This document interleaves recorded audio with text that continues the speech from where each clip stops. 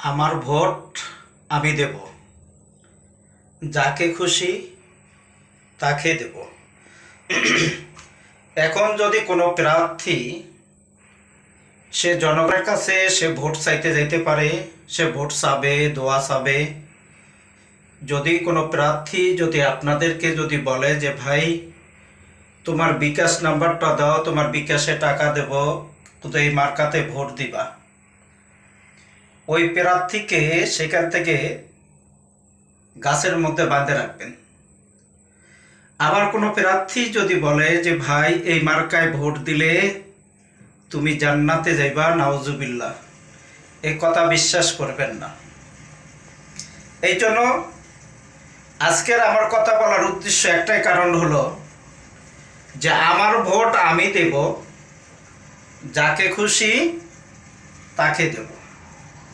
কিন্তু আপনি প্রার্থী এসে বলবেন যে আপনি এই মার্কায় ভোট দিলে আপনাকে টাকা দেব, এই মার্কায় ভোট দিলে আপনি আল্লাহ জান্নাতে যাবেন।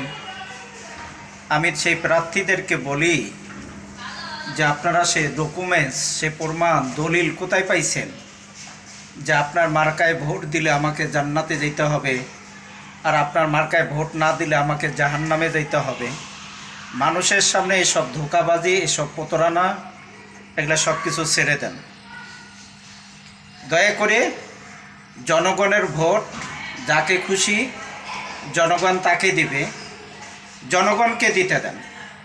কেন জনগণের বিরুদ্ধে কেউ যাওয়ার চেষ্টা করেন না। আর জনগণ যাকে ভোট দিতে চাবে জনগণ তাকেই কিন্তু ভোটটা দিবে। এই জন্য আমি আমার প্রার্থীদেরকে বলবো, যে কোনো দলের প্রার্থী হন না কেন, মানুষকে ধোঁকাবাজি দেওয়ার করার চেষ্টা করেন না, মানুষের সাথে বাটপাড়ি করার চেষ্টা করিয়েন না।